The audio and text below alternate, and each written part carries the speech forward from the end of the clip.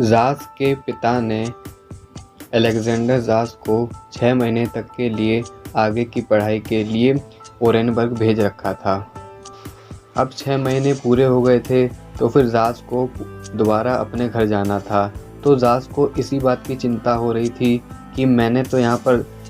Circus join कर लिया है, मैं यहाँ पर सर्कस कलाकार बनना चाहता हूँ, लेकिन अब मेरे 6 महीने पूरे हो गए हैं, इसलिए अब मुझे घर दोबारा जाना होगा। तो यही चिंता ज़ास को बार बार सता रही थी। ज़ास ने अपनी पूरी कहानी जो कुरातकीन नाम के जो शक्तिशाली पुरुष थे उनको बताई। तो कुरातकीन ने ज़ास को बोला, और वहाँ पर उस समय रिंग मास्टर भी आए हुए थे। तो रिंग मास्टर को भी ज़ास की पूरी कहानी पता चल गई कि वह यहाँ पर पढ़ाई के लिए आए थे, लेकिन वह 6 महीने से हमारे यहाँ सर्कस में काम कर रहे हैं। तो फिर कुरातकीन ने और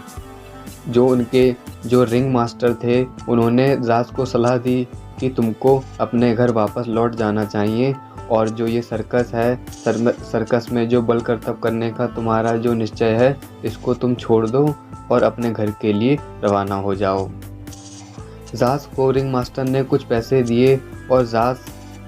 अपने घर के लिए रवाना हो गए। ज़ास वहाँ स्टेशन पे बैठे बैठे सोच रहे थे कि मैंने कभी नहीं सोचा था कि मेरी जीवन का अंत कुछ इस प्रकार से होगा, क्योंकि ज़ास सोच रहे थे कि मैं शक्तिशाली बनूं, लेकिन अब 6 महीने पूरे हो गए थे। तो फिर वह इस सोच में पड़े हुए थे कि मैंने कभी नहीं सोचा था कि मेरा जीवन जो है वह इस तरह से इस मोड़ पर आकर खड़ा हो जाएगा कि मैं समझ में नहीं आ रहा है कि मैं आखिर करूं क्या मैं दोबारा सर्कस में चला जाऊं, वहाँ पर अपने नए जीवन की शुरुआत करूं, या फिर मैं दोबारा अपने घर जाऊं जहाँ पर मुझको कई बातें भी सुननी होंगी, पिता द्वारा कई प्रश्न भी मुझसे किए जाएंगे और भी तरह तरह की बातें होंगी। इसी तरह से ज़ास के मन में बार बार यही चिंता हो रही थी कि मुझे करना क्या चाहिए। मेरे पास 2 विकल्प हैं, या तो मैं सर्कस की तरफ जाकर शक्तिशाली बन जाऊं और सर्कस कलाकार बन जाऊं, या फिर मैं अपने घर की तरफ जाकर पिता के सपने को पूरा करूं, यानी कि जो पिता चाहते हैं कि मैं इंजीनियर बनूं, उनके सपने को पूरा करूं। लेकिन ज़ास का मन शक्तिशाली बनने में ही था, वह शक्तिशाली ही बनना चाहते थे, पढ़ाई में उनका बिल्कुल भी मन नहीं था। यह सारी बातें ज़ास लगभग 3 घंटे तक सोचते रहे, और उसके बाद जो स्टेशन था वहाँ पर जो एक पिलर लगा हुआ था, उसी पिलर पर एक पोस्टर छपा हुआ था, और यह पोस्टर एक सर्कस कलाकार का था, जिस सर्कस का नाम उपाटोव सर्कस था। तो ज़ास ने फिर अंतिम निर्णय यह लिया कि मुझे सर्कस की तरफ ही जाना चाहिए और मैं घर का त्याग करता हूँ और यहाँ सर्कस में। तो ज़ास ने फिर अंतिम निर्णय लिया कि अब मैं अपने कदम पीछे नहीं हटाऊंगा। ज़ास देखते हैं कि यह उपाटोव सर्कस जो है यह पास में ही है, इसलिए ज़ास वहाँ पर चले गए। ज़ास वहाँ पर जाने के बाद उन्होंने देखा कि यह जो सर्कस है यह मुख्य रूप से जानवरों द्वारा कलाकारी कराने से संबंधित है, यानी कि इस सर्कस में मुख्य रूप से जानवरों से कई तरह की कलाबाजी कराई जाती है, उनसे कई तरह के करतब कराए जाते हैं, और तो और इसके साथ साथ वहाँ पर शक्तिशाली बल प्रदर्शन भी होते हैं। लेकिन वहाँ का मुख्य आकर्षण सर्कसों में जानवरों के द्वारा कलाकारी कराना था। तो ज़ास ने वहाँ पर सर्कस देखा। सर्कस देखने के बाद वह उस सर्कस के रिंग मास्टर से मिले, और रिंग मास्टर को उन्होंने अपनी पूरी बात बताई। उन्होंने बोला कि इससे पहले मैं ज़ेबास्कस सर्कस में 6 महीने तक मैंने काम किया है, लेकिन मुझे वहाँ पर कम वेतन मिलता था, इसलिए मैं आपके सर्कस में ज्वाइन होना चाहता हूँ और यहाँ पर काम करना चाहता हूँ, ताकि मैं यहाँ से पैसा भी कमा सकूँ और मैं आपके साथ आगे चलकर शक्तिशाली बल प्रदर्शन भी करना चाहता हूँ, और भी कई तरह के जो प्रदर्शन होते हैं उनमें मैं भाग लेना चाहता हूँ। तो रिंग मास्टर ने बोला, ठीक है, यदि आपकी इच्छा हमारे साथ काम करने की है तो आप अवश्य हमारे साथ काम कर सकते हो। तो फिर रिंग मास्टर अलेक्जेंडर ज़ास को उस सर्कस के मालिक के पास ले गए। सर्कस के मालिक का नाम उपाटोव था, क्योंकि जो सर्कस का नाम होता है वही उसके मालिक का नाम होता है, तो उस मालिक का नाम उपाटोव था। मालिक ने बोला, ठीक है, तुम हमारे यहाँ काम कर सकते हो, लेकिन इसके लिए तुम्हें पहले हमें 200 रूबल देने होंगे। ज़ास ने बड़ा सोचा, फिर अंत में कह दिया कि ठीक है, मैं 200 रूबल देने के लिए तैयार हूँ, लेकिन आप मुझे 1 हफ्ते का समय दीजिए। तो अंत में उपाटोव बोलते हैं ठीक है, मैं तुमको 1 हफ्ते का समय देता हूँ, 1 हफ्ते के भीतर आप हमें 200 रूबल दे देना और फिर आप विशेष रूप से इस सर्कस के सदस्य बन जाओगे। यदि आप 1 हफ्ते के भीतर 200 रूबल नहीं दे पाए तो फिर आपको यह सर्कस छोड़कर जाना पड़ सकता है। जास इस बात से सहमत हो गए, लेकिन जास को चिंता सताने लगी और चिंता यह सताने लगी कि मैं ये जो 200 रूबल है यह कहाँ से ला कर दूँगा। रात के समय जास सो नहीं पाते थे, उनको यही चिंता होती थी कि मैं 200 रूबल कहाँ से ला कर दूँगा। तो इस तरह से पहला दिन बीत गया। फिर रात को जास को एक ख्याल आया कि क्यों ना मैं ये पैसे अपने पिताजी से मांग लूँ, क्योंकि जास कहते हैं कि पिता ने मुझे पढ़ाई के लिए भेजा था, तो फिर यदि मैं अपने पिता से यह कहूँ कि मुझे यहाँ पर एक विशेष नौकरी दी जा रही है, इसके लिए मुझे कुछ भुगतान करना पड़ेगा, तो फिर पिता मुझको पैसे अवश्य देंगे। तो फिर जास ने यह मन बना लिया कि मैं पिता से पैसे मांगूंगा, और उन्होंने पिता के लिए एक पत्र लिखा। पत्र में उन्होंने ऐसा लिखा था कि पिताजी, मैं यहाँ पर ठीक प्रकार से रह रहा हूँ और यहाँ पर मेरी एक व्यक्ति से मुलाकात हुई जिसने मुझे एक विशेष प्रकार की जॉब ऑफ़र करी है और यह जॉब काफ़ी अच्छी है, लेकिन वह कहते हैं कि मैं आपको जॉब तब दूंगा जब आप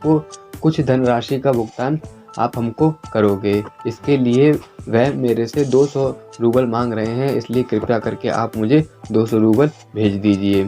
तो अलेक्जेंडर जास ने इस तरह से पत्र लिखकर पास के पोस्ट ऑफिस में डाल दिया। अब अलेक्जेंडर जास सोचने लगे कि पता नहीं 1 हफ्ते के भीतर पिता को यह पत्र मिलेगा या नहीं मिलेगा और वह 200 रूबल भेज पाएंगे कि नहीं भेज पाएंगे, लेकिन उनको विश्वास था कि यदि यह लेटर पिता तक पहुंच गया तो फिर वह 200 रूबल अवश्य ही भिजवा देंगे, क्योंकि जब वह देखेंगे कि बेटे को अच्छी नौकरी वहां मिल रही है, इसके लिए उसको 200 रूबल चाहिए, तो फिर वह अवश्य ही 200 रूबल भेज देंगे। तो इस तरह से पहला दिन बीत गया, दूसरा दिन बीत गया, तीसरा दिन भी बीत गया, पत्र के उत्तर में कोई भी जो तीसरा दिन भी बीत गया। फिर चौथा दिन आया और एक व्यक्ति आया जिसने बोला कि अलेक्जेंडर जास के नाम का एक पत्र आया है। तो फिर जास को वह पत्र मिला और उन्होंने पत्र खोला तो पत्र में 200 रूबल रखे हुए थे। जास बहुत खुश हुए और उन्होंने यह राशि जाकर रिंग मास्टर को दे दी। रिंग मास्टर को देने के बाद जास अब पूरी तरह से निश्चिंत हो गए थे और उनको घर की चिंता कम सताने लगी। अब जास जो थे वह एनिमल ट्रेनर की जो एक टीम थी वहाँ पर वह शामिल हो गए, क्योंकि यह जो सर्कस था इसमें एनिमल ट्रेनिंग मुख्य रूप से की जाती थी, क्योंकि इसमें जो प्रदर्शनों में जो लोगों के सामने जो प्रदर्शन किए जाते थे वह एनिमल को लेकर ही किए जाते थे, इसलिए वहाँ पर एनिमल की ट्रेनिंग पर विशेष रूप से ध्यान दिया जाता था। अलेक्जेंडर जास को एक टीम में शामिल किया गया था, जिस टीम का एक मुख्य व्यक्ति था जिसका नाम द्रोव था। उसका मुख्य काम यह था कि वह एनिमल की ट्रेनिंग कराए और जो नया व्यक्ति जो शामिल हुआ है, यानी कि जो अलेक्जेंडर जास जो इस टीम में शामिल हुए हैं, उनको एनिमल ट्रेनिंग सिखाई जाए, किस प्रकार से एनिमल ट्रेनिंग की जाती है, किस प्रकार से एनिमल के साथ कर्तव्य किए जाते हैं, और भी जो एनिमल के रख रखाव के जो काम होते थे, घोड़ों की साफ़ सफाई होती थी और जानवरों को और बाकी के जानवरों को जो चारा देना होता था, इस तरह के सारे काम अलेक्जेंडर जास करते थे।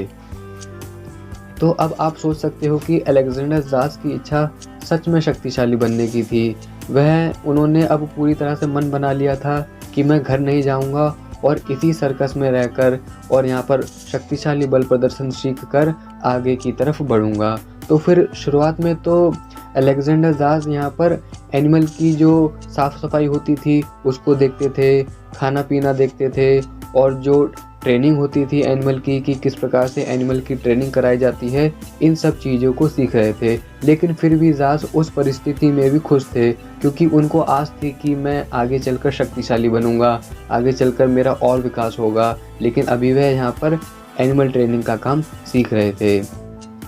धीरे धीरे जो अलेक्जेंडर जाज थे वह भी एनिमल ट्रेनिंग में एनिमल का जो किस प्रकार से प्रशिक्षण होता है, उसको उनसे किस प्रकार के करतब कराए जाते हैं, ये सारी चीज़ें धीरे धीरे सीख गए थे। और पुस्तक में ऐसा लिखा हुआ है कि अलेक्जेंडर जाज जो थे वह 5वें नंबर के ऐसे व्यक्ति बन गए थे जो घोड़े की सवारी करते थे, साथ में घोड़े की सवारी करते करते राइफल से निशाना भी लगाते थे और तलवारबाजी करना भी सीख गए थे। क्योंकि जिस ग्रुप में वह शामिल थे वहाँ पर उस ग्रुप में मुख्य रूप से एनिमल ट्रेनिंग पर ही ध्यान दिया जाता था। तो जाज का मन एनिमल ट्रेनिंग में काफ़ी लग गया था और वह व्यायाम भी करते थे। साथ साथ में वह पशुओं की तो देखभाल करते ही थे, उनके चारे की देखभाल तो करते ही थे, अपना काम तो कर ही रहे थे। इसके अलावा वह व्यायाम पर भी ध्यान देते थे। उस समय अलेक्जेंडर जाज को जिस भी व्यायाम के बारे में पता था वह उस व्यायाम को करते थे। उस समय अलेक्जेंडर जाज को पूरी तरह से आइसोमेट्रिक एक्सरसाइज के बारे में नहीं पता था। आगे चलकर जाज को आइसोमेट्रिक एक्सरसाइज के बारे में पता चलता है, लेकिन इस समय जो अलेक्जेंडर जाज की जो इच्छा शक्ति है वही भरपूर थी और वही उनको निरंतर शक्तिशाली भी बना रही थी। तो इस तरह से अलेक्जेंडर जाज का कुछ समय एनिमल ट्रेनिंग के बीच में गुजरने लगा। जाज को वहाँ पर तनख्वाह भी अच्छी मिलने लगी थी, जाज खुश भी रहने लगे थे। और जाज कहते हैं कि उस समय तो मेरी तनख्वाह इतनी अच्छी हो गई थी कि मैं यहाँ से कुछ पैसे अपने परिवार वालों को भी भेज सकता था। धीरे धीरे अब जाज के जीवन में परिवर्तन आया। जाज को एक अन्य ग्रुप था, उस ग्रुप में भेजा गया और जो ग्रुप था वह शक्तिशाली पुरुषों का ग्रुप था। यानी कि पहले वह जिस ग्रुप में काम करते थे वह एनिमल ट्रेनिंग से बेस्ड था, वहाँ पर एनिमल ट्रेनिंग सिखाई जाती थी। लेकिन जाज का धीरे धीरे विकास हुआ और वह पूरी तरह से एनिमल ट्रेनिंग में जब प्रवीण हो गए तो फिर उनको आगे के ग्रुप में अन्य किसी टीम में भेज दिया गया। क्योंकि जाज रिंग मास्टर को यह बोलकर भर्ती हुए थे कि मैं यहाँ पर काम भी करूँगा और साथ साथ में मैं आपके साथ शक्तिशाली बल प्रदर्शन भी करना चाहता हूँ, अपने शरीर का विकास भी करना चाहता हूँ। तो यह सारी चीज़ों को देखते हुए जाज को एक अन्य टीम में भेज दिया गया था, जिस टीम में मुख्य रूप से पहलवान ही होते थे। यह वह टीम थी जब सर्कस में पहलवानी का प्रदर्शन करना होता था, शक्तिशाली बल प्रदर्शन का करतब करना होता था, तो फिर यह टीम काम करती थी। और जब एनिमल ट्रेनिंग जो होती थी वो जो ध्रुव नाम का व्यक्ति था उसके द्वारा एनिमल ट्रेनिंग का जो करतब होता था वह मंच पर दिखाया जाता था। तो फिर कुछ समय बीतने के बाद अलेक्जेंडर जाज को शक्तिशाली जो पुरुष थे उनके बीच में भेज दिया गया। तो वहाँ पर शक्तिशाली पुरुषों का जो एक टीम थी उसमें कुछ व्यक्ति बहुत प्रमुख थे जिसका नाम पुस्तक में बताया गया है। एक व्यक्ति का नाम चाइजेनोस था, दूसरे व्यक्ति का नाम सेड्यूक था और तीसरे व्यक्ति का नाम सेर्गी निकोलासवी था। ये जो तीसरे नाम का जो व्यक्ति है, ये जो तीसरे नंबर का व्यक्ति है, यह सबसे प्रमुख व्यक्ति है क्योंकि यह सबसे शक्तिशाली पुरुष है और इसका वजन 140 केजी है। और ये जो सेर्गी निकोलासवी नाम का जो व्यक्ति है ये अपनी पूरी टीम को हैंडल करता है। यानी कि इस टीम में जितने भी शक्तिशाली पुरुष हैं, जो पहलवान व्यक्ति हैं, उनको ट्रेनिंग देने का काम और उनके बीच में और उनके मन में जोश भरने का काम और तरह तरह के जो भी शक्तिशाली बल प्रदर्शन होते हैं उनको कराने का काम यह व्यक्ति करता है। तो फिर जाज जो थे वह इस व्यक्ति के ग्रुप में शामिल हो गए थे। पुस्तक में बताया गया है कि ये जो सेर्गी निकोलासवी नाम का जो व्यक्ति है इसका वजन 140 केजी है और जाज को इस टीम में शामिल कर दिया गया था और इस समय जाज की जो एज है वह 63 किलो है। तो फिर पुस्तक में आगे बताया गया है कि एक बार की बात है कि जो सेर्गी निकोलासवी नाम का जो व्यक्ति है यह पास के एक पब में गया। यह जो उपाटोव नाम का जो सर्कस था इसके पास में ही एक पब था। तो जो सेर्गी निकोलासवी थे और इनके जो साथ के जो साथी थे यह सभी वहाँ पर गए और सेर्गी निकोलासवी ने थोड़ा मदिरा पान कर रखा था और सारे व्यक्ति आपस में घेरा लगाकर बैठे हुए थे। तो सेर्गी निकोलासवी थोड़े से नशे में थे और उनका ऐसा स्वभाव था कि वह अपने साथ के व्यक्तियों से तरह तरह के काम करवा लिया करते थे। साहस वाले काम हो, शक्तिशाली बल प्रदर्शन वाले काम हो, एक तरह से वह अपने व्यक्तियों के बीच में कोई सा भी अटपटा काम दे दिया करते थे जिसको करने में साहस की ज़रूरत हो, जिसको करने में बल की ज़रूरत हो। तो इसी दौरान सेर्गी निकोलासवी ने अपने व्यक्तियों से बोला और कहा कि मैं जानता हूँ तुम सभी शक्तिशाली हो, क्योंकि तुम पहलवान हो और तुम मंच पर जाकर तरह तरह के बल प्रदर्शन करते हो। मैं मानता हूँ कि तुम शक्तिशाली हो, लेकिन मैं एक काम करूँगा और जो काम मैं करूँगा वह काम तुमको भी करना होगा। तो फिर जो उनके साथ के व्यक्ति थे उन्होंने बोला, ठीक है, यदि तुम उस काम को करोगे तो फिर हम भी उस काम को करेंगे और प्रयास करेंगे कि तुमसे अच्छा काम करके दिखाएं। तो फिर सेर्गी निकोलासवी ने उन सभी व्यक्तियों के सामने पूछा कि क्या तुम अकबरका को जानते हो? वह बोलते हैं, जो साथ के व्यक्ति होते हैं वह बोलते हैं, हाँ हम जानते हैं, यह तो हमारे जो सर्कस है उसमें जो हमारा शेर है उसका नाम है अकबरका। तो यहाँ पर ये जो सेर्गी निकोलासवी ने जो अकबरका जो नाम बताया है, यह नाम जो है ये जो उपाटोव सर्कस है, जिस सर्कस में सेर्गी निकोलासवी और अलेक्जेंडर ज़ास काम करते हैं, ये उस सर्कस का जो शेर है उसका नाम है। उस शेर का नाम ही यहाँ पर अकबरका है। तो फिर जो सेर्गी निकोलासवी हैं वह अपने सारे व्यक्तियों के समूह में बैठे हुए हैं और सेर्गी निकोलासवी ने थोड़ा मदिरा पान कर रखा है और वह मदिरे के नशे में होकर अपने अन्य व्यक्तियों से बोलते हैं कि क्या तुम अकबरका को जानते हो? तो फिर जो व्यक्ति होते हैं वह बोलते हैं कि हाँ हम जानते हैं, यह तो हमारा जो सर्कस है उस सर्कस में जो शेर है उसका नाम है अकबरका। तो फिर सेर्गी निकोलासवी बोलते हैं, हाँ अच्छी बात है, तुम जानते हो कि उस शेर का नाम अकबरका है। तो फिर वह सेर्गी निकोलासवी कहते हैं कि उस जो सर्कस में जो शेर है और जो शेर जिस पिंजरे में जो बैठा हुआ है, मैं उस पिंजरे की सलाखों को मोड़ कर दिखाऊंगा। तो सारे व्यक्ति सेर्गी निकोलासवी की तरफ देखते हैं और कहते हैं कि ठीक है, यदि तुम मोड़ कर दिखाओगे तो फिर हम भी उस जो शेर की जो पिंजरे की जो सलाखें हैं उसको मोड़कर दिखाएंगे। तो फिर वह वहीं से उठे और पुनः सर्कस की तरफ चले गए। सर्कस की तरफ जाते हुए बीच में बहुत सारे दर्शकों की भीड़ लगी हुई थी। वह सारे साथी दर्शकों की भीड़ को हटाते हुए उस शेर के पिंजरे के पास चले गए। शेर के पिंजरे के पास जाने के बाद यहाँ पर जो अलेक्जेंडर ज़ास थे वह थोड़ा दूर खड़े हुए थे और वह यह सारा दृश्य देख रहे थे कि किस प्रकार से सेर्गी निकोलासवी आए। तो अब सेर्गी निकोलासवी कहते हैं कि मैं इस पिंजरे की सलाखें को मोड़ कर दिखाता हूँ। सेर्गी निकोलासवी ने कोट पहन रखा था, उन्होंने अपने उस कोट को उतारा और धीरे धीरे उस जो पिंजरा है उस पिंजरे के पास गए। पिंजरे के पास गए और वहाँ पर उन्होंने, पुस्तक में ऐसा लिखा हुआ है कि वह उस पिंजरे के पास गए और उस समय पूरा जो सर्कस था वह एकदम शांत हो गया और वहाँ पर सिर्फ सेर्गी निकोलासवी की लंबी लंबी सांसों की, गहरी सांसों की आवाज़ सुनाई दे रही थी। तो फिर अंत में जाकर सेर्गी निकोलासवी ने अपना पूरा बल लगाकर उस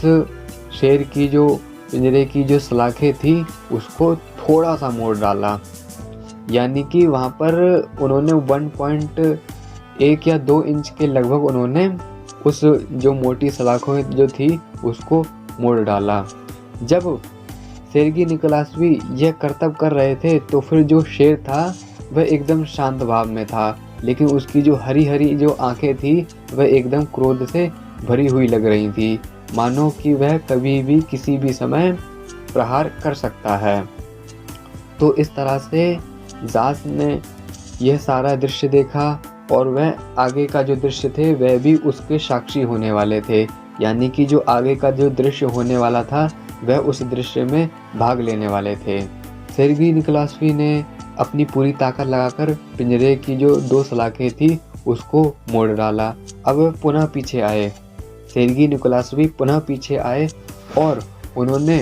अपने जो साथी था, जो पहलवानों का जो ग्रुप था, उसको संबोधित करते हुए कहा कि क्या कोई और व्यक्ति है जो इस तरह से करना चाहेगा। तो फिर सेर्गी निकोलास्वी की ये बातें सुनकर किसी ने भी नहीं बोला कि हाँ, मैं साहस रखता हूँ इस शेर की पिंजरों को मोड़ने का। तो किसी की भी आवाज़ नहीं आई, लेकिन जाज वहाँ पर खड़े हुए थे। जाज वहाँ पर खड़े हुए थे और उन्होंने अपना हाथ उठाकर बोला कि मैं प्रयास करना चाहता हूँ, शेर की सलाखों को मोड़ने का प्रयास मैं करके देखता हूँ, शायद मैं इसकी सलाखों को मोड़ सकता हूँ। तो जाज जैसे ही आगे बढ़े, पीछे का जो समूह खड़ा हुआ था उसमें से एक व्यक्ति हंस पड़ा।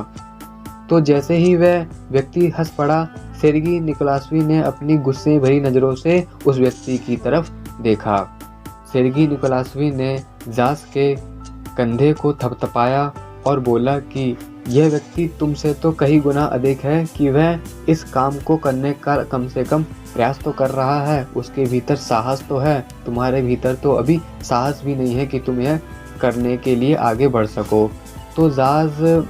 आगे की तरफ बढ़ रहे थे और जाज कहते हैं कि मैं इस सर्कस में काम करता हूँ और मैं जानता हूँ कि इस शेर का स्वभाव कैसा है। मैंने कई बार इस शेर को अपने हाथों से ही कई बार पिंजरे पर प्रहार करने की वजह से हाथों में से खून बहते हुए देखा है, इसलिए ये जो शेर जो है ये बहुत ही खूंखार है। लेकिन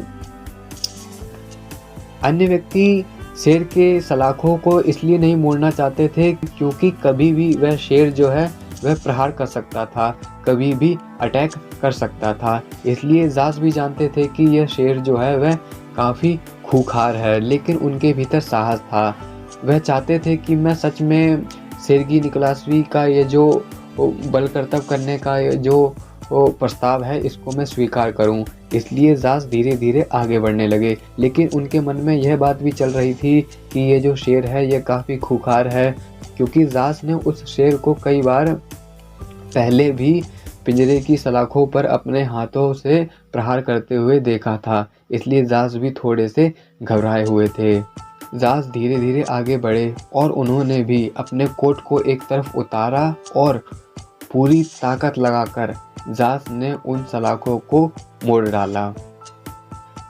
और इस तरह से मोड़ने के बाद जाज पुनः वापस आए और इसके बाद सेर्गी निकोलास्वी ने उनकी काफ़ी प्रशंसा करी और वह उन लोगों को संबोधित करते हुए कहने लगे कि यह व्यक्ति तुमसे कई गुना अच्छा है, इसके पास साहस भी है और शक्ति भी है। भले ही इसका अभी इतना विकास नहीं हुआ हो, लेकिन इसके भीतर साहस और शक्ति भरपूर रूप में भरी हुई है। तो सेर्गी निकोलास्वी की ऐसी बातें सुनकर जो सेर्गी निकोलास्वी के जो और जो साथी थे, चाइजेनोस थे, सेड्यूक थे और भी जो व्यक्ति थे, उनके भीतर भी जोश भर गया और वे दोनों हाथ आपस में मलने लगे और कहते हैं कि लाओ, मैं भी प्रयास करके देखता हूँ, मैं भी इन सलाखों को मोड़ने का प्रयास करता हूँ। लेकिन अब तक जो शेर जो पिंजरे में बैठा हुआ था वह पूरी तरह से खड़ा हो गया था और वह बार बार अपने पीठ के प्रहार से सलाखों पर प्रहार कर रहा था और वह बार बार इधर से उधर चक्कर भी लगा रहा था। तो इस तरह से शेर ने भी अपना भयंकर रूप धारण कर लिया था। तो जिस वजह से जो सेर्गी निकोलास्वी के जो और साथी थे वह आगे जाने में कतरा रहे थे। वह सोच रहे थे कि कहीं ऐसा ना हो कि हम शेर की जो पिंजरे की जो सलाखें हैं उसको हम मोड़ रहे हों और शेर अपना ऐसा प्रहार करे कि वह हमारे चेहरे पे आकर लग जाए या फिर हमें कोई भारी नुकसान ना हो जाए। तो इस तरह की सारी चिंता जो थी वह उन सारे व्यक्तियों में फैल गई। तो फिर सेर्गी निकोलास्वी ने उस शेर को कंट्रोल करने वाले एक व्यक्ति को बुलाया जिसके हाथ में त्रिशूल था और त्रिशूल लेकर उस व्यक्ति को उस पिंजरे के साइड में खड़ा कर दिया गया और उसको बोल दिया गया कि यह शेर ज़्यादा हरकत ना कर पाए, क्योंकि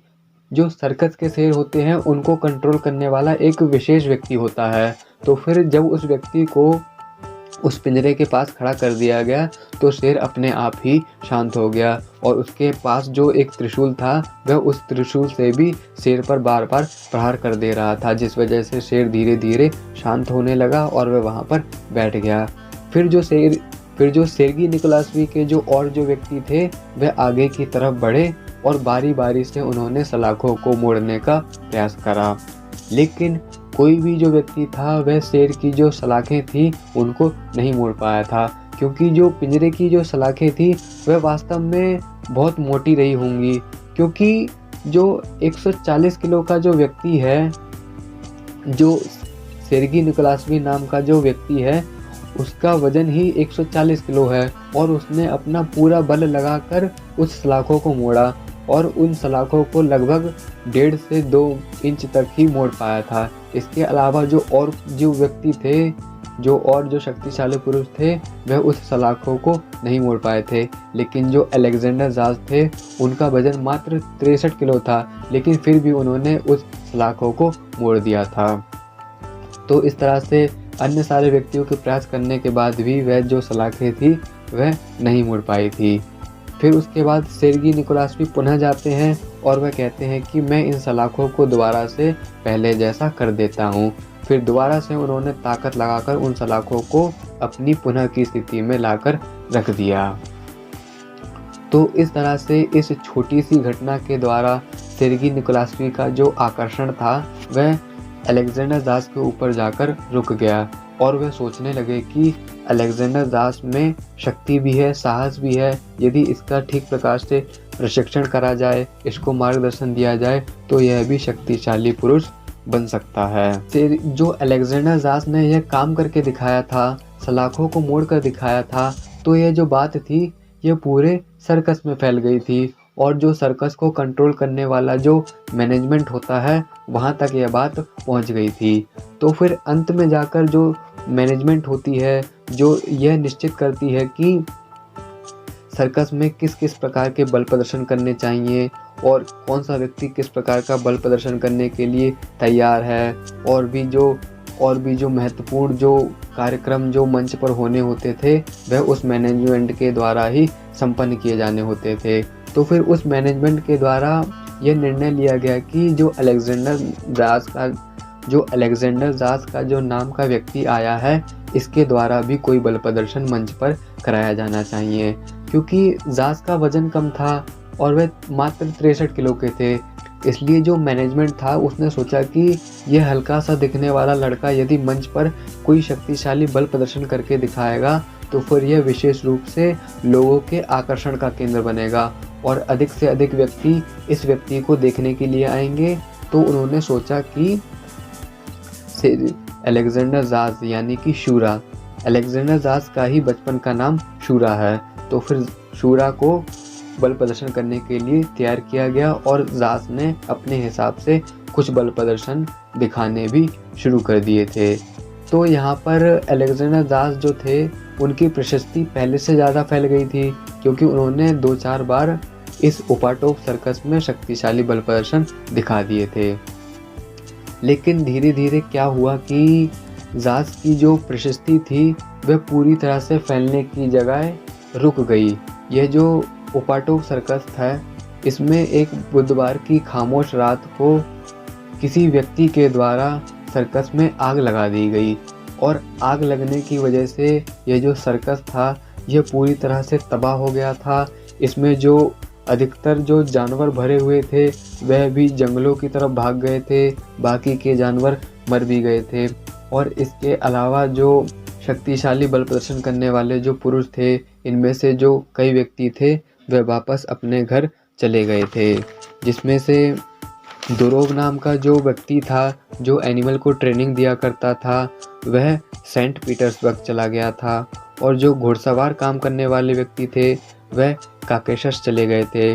और जो बाकी की जो टीम थी वह सेंट्रल एशिया में चली गई थी। आग लगने की क्या वजह थी ये किसी को नहीं पता। ऐसा कहा जाता है कि शायद प्रतिद्वंदियों के द्वारा, जो उनके जो ओपोनेंट होते थे उनके द्वारा यह आग लगा दी गई थी, क्योंकि जिस व्यक्ति का जो सर्कस है वह ज़्यादा प्रमुख होता है तो फिर इसके अलावा जो अन्य व्यक्ति के जो सर्कस होते हैं वह आपस में जलन की वजह से ऐसा काम कर सकते हैं कि उन्होंने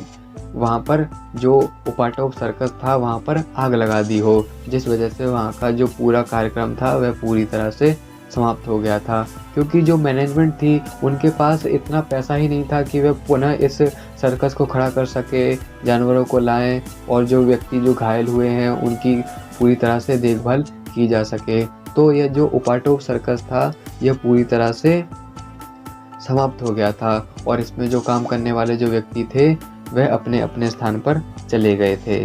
अब ये जो अलेक्जेंडर ज़ास हैं यह उस टीम में शामिल पहले से ही हो गए थे जो शक्तिशाली पुरुष थे, जिसमें सेर्गी निकोलास भी शामिल थे, चाई जेनोस नाम के जो व्यक्ति थे वह भी शामिल थे, सेड्यूक नाम के जो व्यक्ति थे वह भी शामिल थे।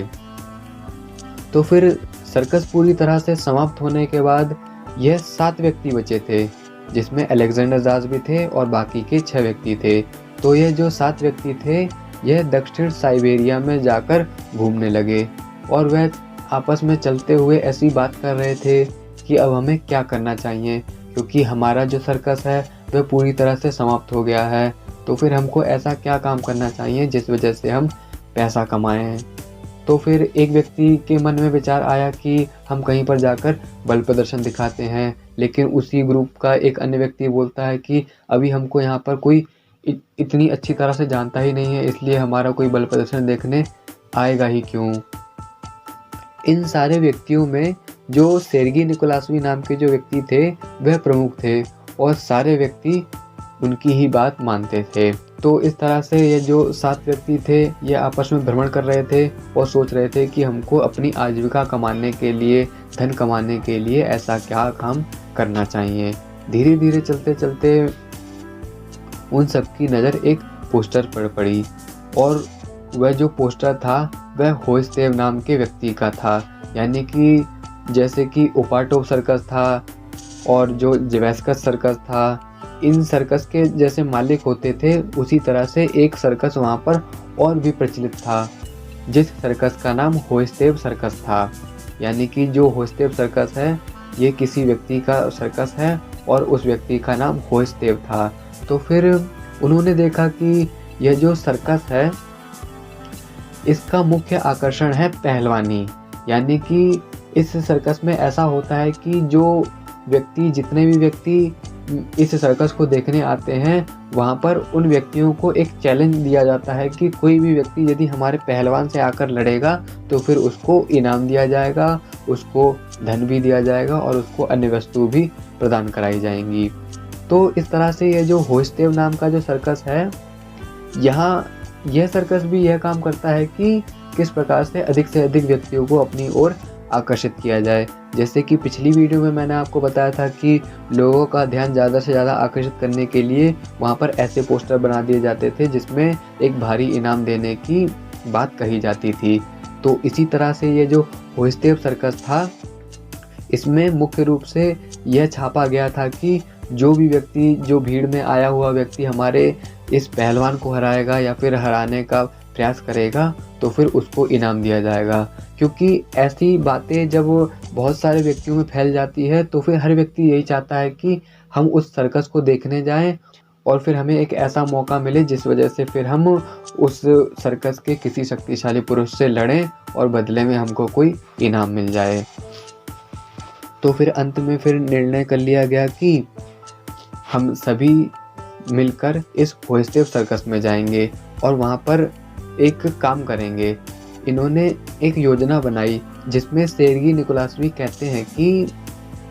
हम 7 व्यक्ति उस भीड़ में जाकर बैठ जाएंगे और भीड़ में जाकर बैठने के बाद जैसे ही मंच से यह आह्वान आएगा कि कोई ऐसा व्यक्ति है जो हमारे पहलवान से लड़ना चाहता है, तो फिर बदले में ज़ास और मैं यानी कि सेर्गी निकोलासवी हाथ खड़ा करेंगे और बोलेंगे कि हम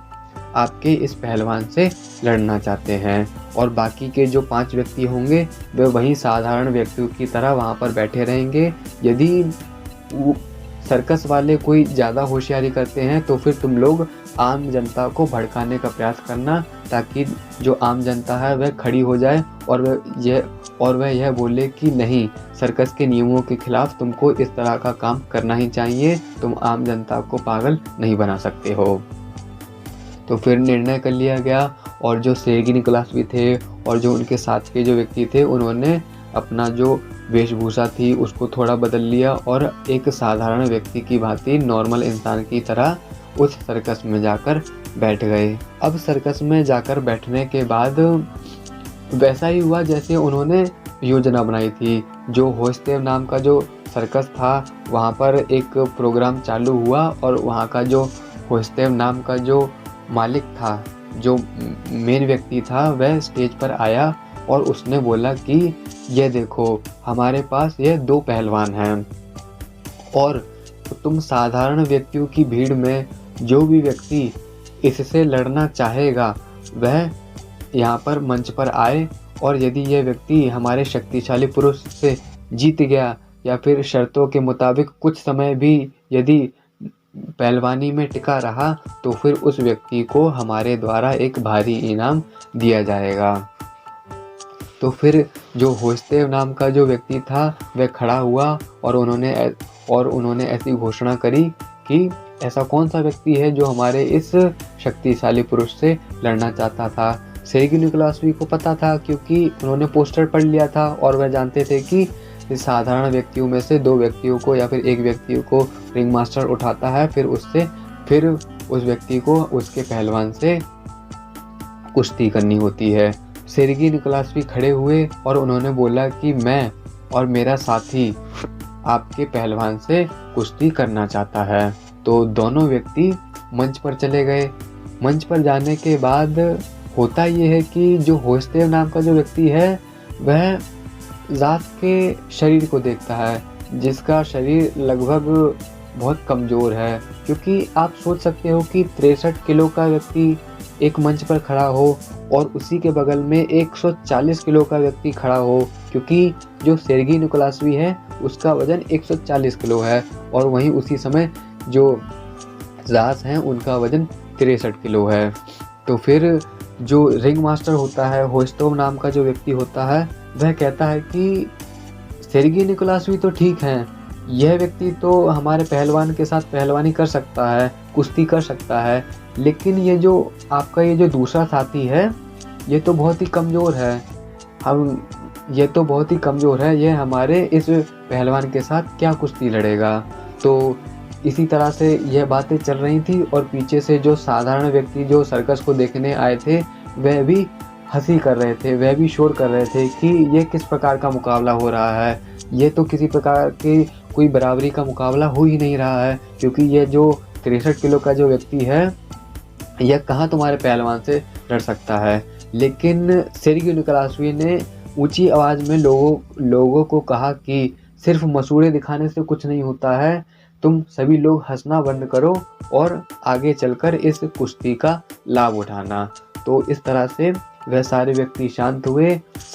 शांत हुए और सेर्गी निकोलासवी और ज़ास जो थे उन्होंने निश्चय करा कि हम तुम्हारे पहलवान के साथ पहलवानी करेंगे। तो होस्टोव जो थे वह ज़ास का मजाक उड़ा रहे थे और वह कहते थे कि ये जो ज़ास है यह चूहा भर है, हमारा जो पहलवान है वह बिल्ली है, इसलिए बिल्ली के सामने ये जो चूहा है यह ज़्यादा देर तक नहीं टिक पाएगा। होस्टोव ने आगे ज़ास को चिढ़ाते हुए कहा कि क्या तुमको हमारी बिल्ली द्वारा झपटे जाने से डर नहीं लगता है, यानी कि तुम एक चूहे की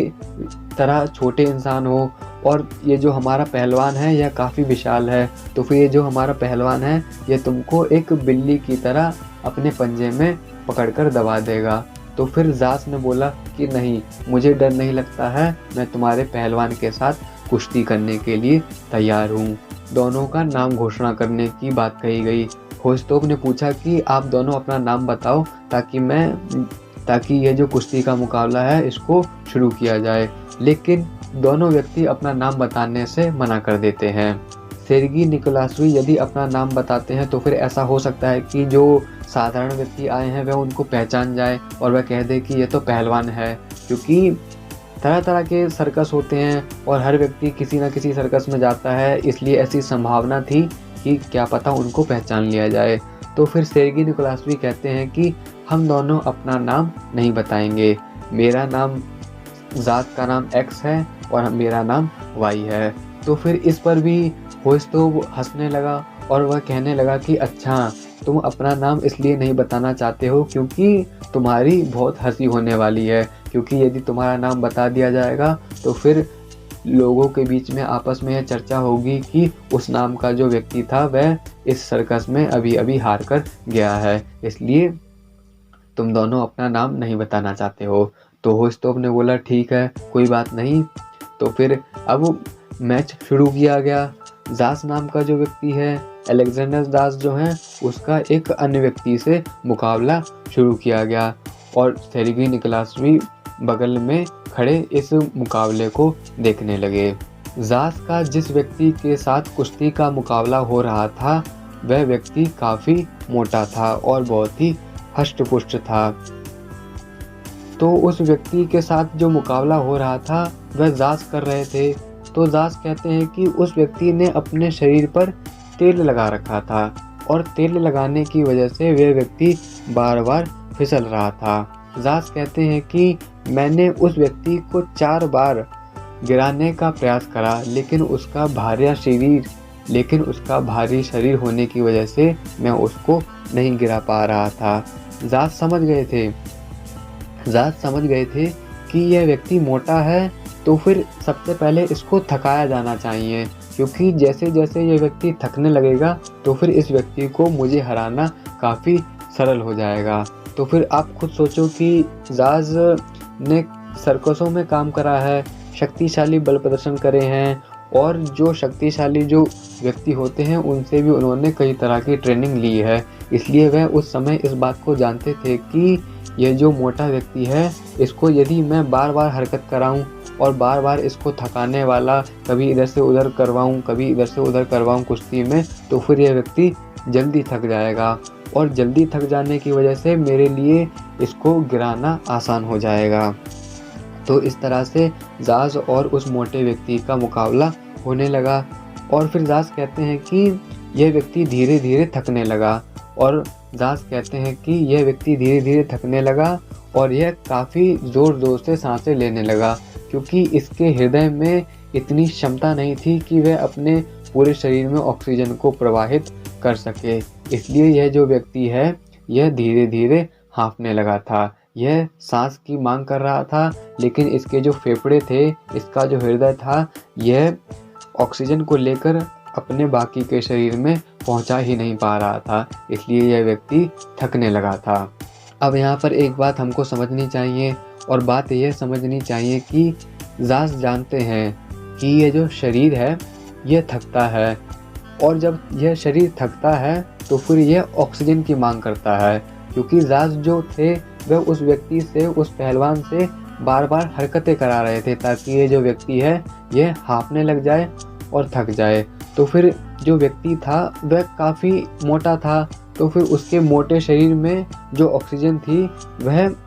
पूरी तरह से जा ही नहीं पा रही थी और वह ज़्यादा से ज़्यादा सांस लेने के लिए हाँफने लगा था। क्योंकि आप और मैं, हम सभी यह बात जानते हैं कि जब हमारा शरीर थकने लगता है तो फिर यह ऑक्सीजन की मांग करता है और ऑक्सीजन की मांग क्यों करता है? क्योंकि जब हम कोई हलचल करते हैं या फिर कोई भारी वजन उठाते हैं या फिर कोई व्यायाम करते हैं तो फिर वहाँ पर हमारी जो शरीर की जो मांसपेशियाँ हैं, मांसपेशियों के अंदर जो कोशिका है वह काम करती हैं और काम करने की वजह से उनकी एनर्जी ख़त्म होती है और उनको एनर्जी मिलती है ऑक्सीजन से। तो फिर जब हम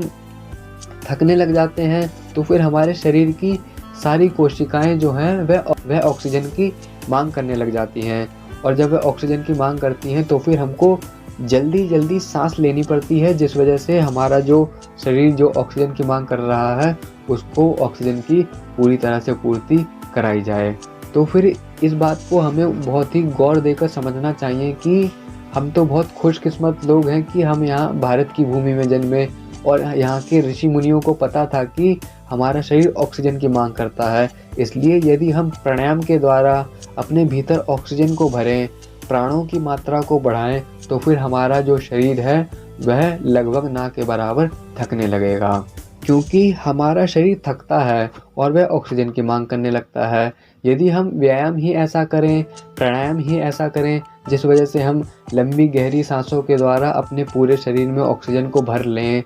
और ये जो मांसपेशियां हैं और ये जो कोशिकाएं हैं, इन कोशिकाओं में यदि हम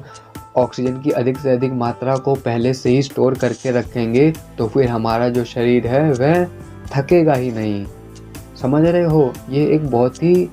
सुंदर सूत्र है कि हमारा जो शरीर है वह थकने की वजह से ऑक्सीजन की मांग करता है। यदि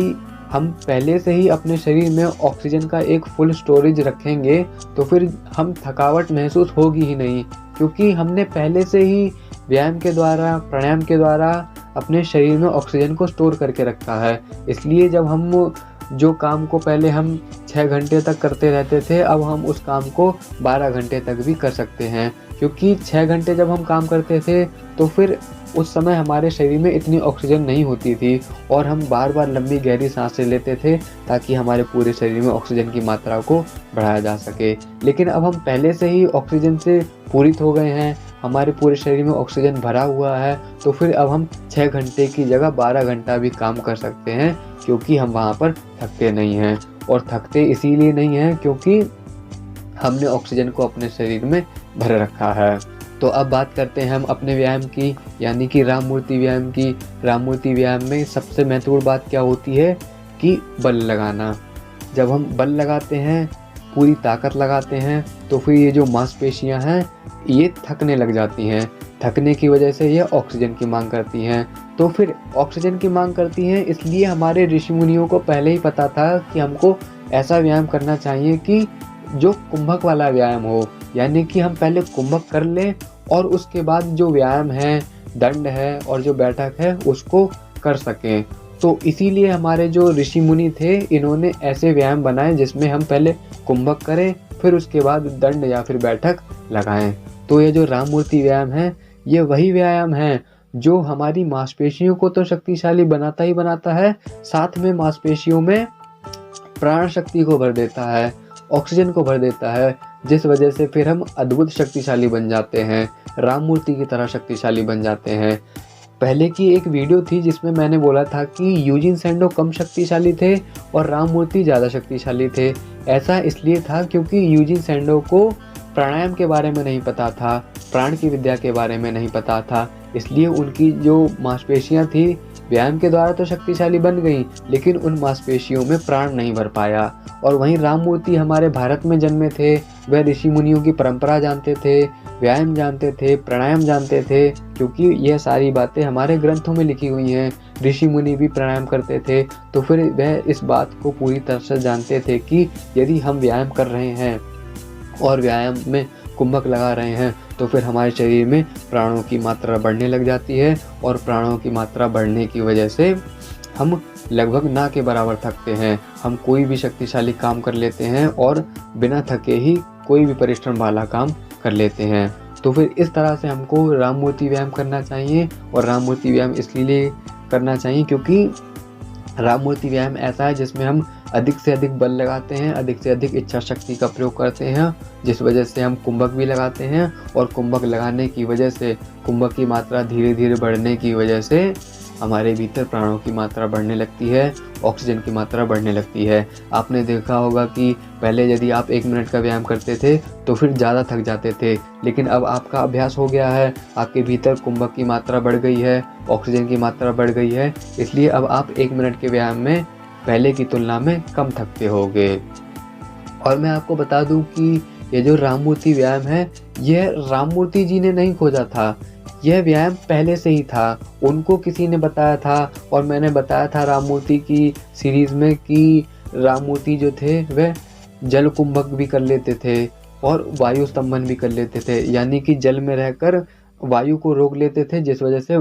सांस अंदर की अंदर और बाहर की बाहर रह जाती थी, यानी कि जल स्तंभन कर लेते थे। और वायु स्तंभन यानी कि वायु को अपने भीतर भर के कुछ समय तक रोक के रख लेते थे, यानी कि कुंभक कर लेते थे। क्योंकि यह जो विद्या है ये हमारे भारत में पहले से ही प्रचलित थी। और जो मैंने दयाशंकर पाठक की पुस्तक पढ़ी थी, उसमें भी दयाशंकर पाठक बताते हैं कि ये जो हमारा जो प्राचीन व्यायाम है, इसके द्वारा ही हम शक्तिशाली बन सकते हैं,